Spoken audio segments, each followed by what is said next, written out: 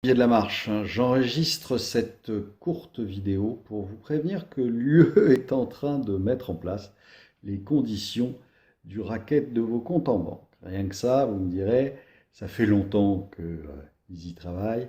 On a eu l'exemple de Chypre il y a quelques années maintenant, mais ils sont en train de mettre ça en place de façon légale, on va dire. Bien sûr, ils font ça en plein mois d'août, pendant que les télés et les radios sont plus occupés à vous parler de la température de l'eau et de ce que vous allez boire à l'apéro, plutôt que des menaces sur vos comptes en banque, ceux dont, a priori,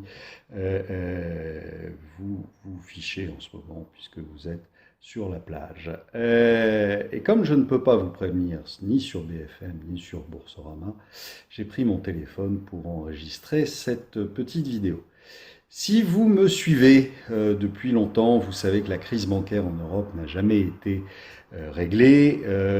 Ce ne sont que des patchs et qu'elle empire chaque jour un petit peu plus.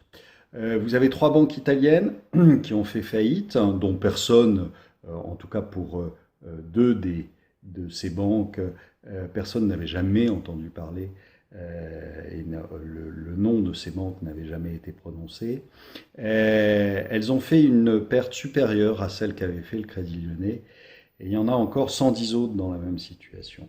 Là, aujourd'hui, c'est 23 milliards d'euros, soit 1,4% du PIB italien. Sachez que les créances pourries des banques italiennes se montent à 360 milliards d'euros et qu'il y en a là-dessus 220 qui sont absolument irrecouvrables. Donc un bon pourcentage du PIB italien, ce qui veut dire que l'heure est grave. Au mois de juin, on a eu droit à une vraie panique bancaire, un bank run, qui a eu la peau de la plus grande banque, enfin d'une des grandes banques espagnoles, qui s'appelle Banco Popular. Alors, évidemment, les médias se sont bien gardés d'en faire des tonnes là-dessus, et la BCE a soutenu la banque à bout de bras depuis 10 ans. Mais cette fois-ci, elle n'a rien pu faire et donc cette banque est allée au tapis. Alors, ils sont en train de discuter du blocage des comptes. Pourquoi le blocage des comptes? Tout simplement pour éviter un bank run qui se généraliserait en Europe. Alors ne croyez pas que parce que ça se passe en Italie, ça ne se passera pas dans le reste de l'Europe, pour la bonne et simple raison que si on veut que ce soit efficace, il faut bien sûr bloquer tous les pays en même temps et bloquer toutes les banques en même temps. Parce que si vous avez le malheur de laisser un pays qui ne bloque pas ses banques, vous aurez la queue dès le matin devant les banques pour retirer leur argent, sachant que ça sera le prochain pays à être passé. Donc, ça veut dire qu'il faut le faire dans toute l'Europe en même temps. Ce qui veut dire, je vous rappelle, que vous n'êtes pas à l'abri ni au Luxembourg ni en Belgique. Il faut absolument sortir de l'Europe pour pouvoir échapper à ce gel des comptes courants. Alors, le gel des comptes courants, c'est à partir du 1er euro.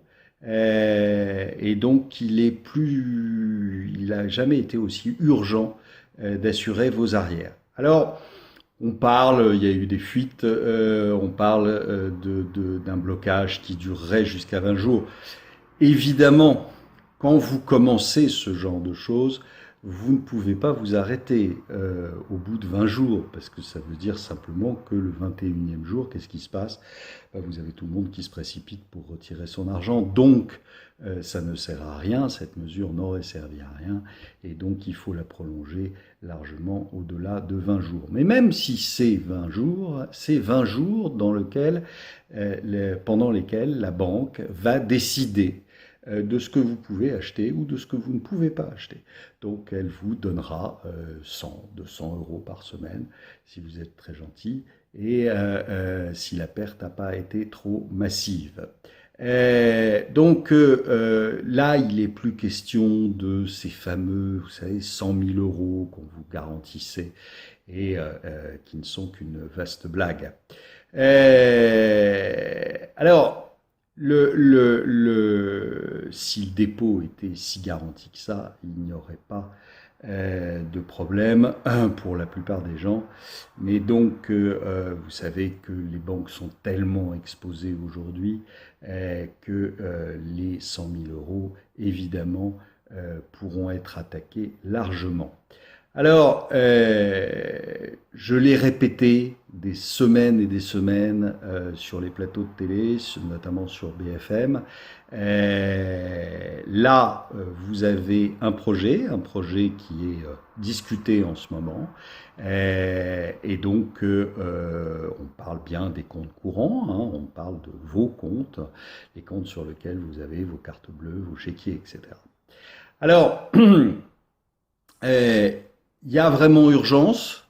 On peut aujourd'hui tout à fait légalement échapper à ça.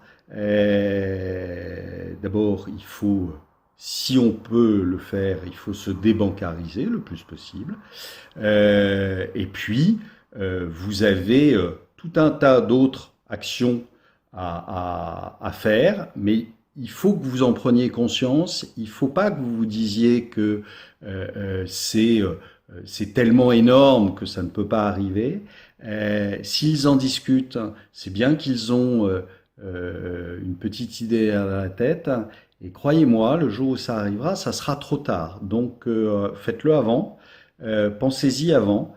Vous avez dans la lettre qui suit, que j'édite tous les mois, avec les éditions Vauban, vous avez dans la lettre qui suit tout ce qu'il faut pour prendre des décisions et pour essayer de se passer le plus possible des banques.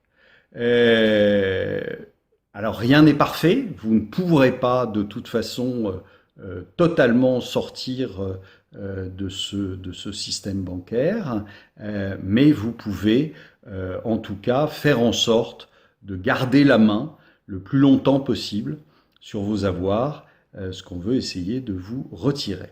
Voilà. À bientôt et à la rentrée en tout cas sur d'autres médias. Au revoir.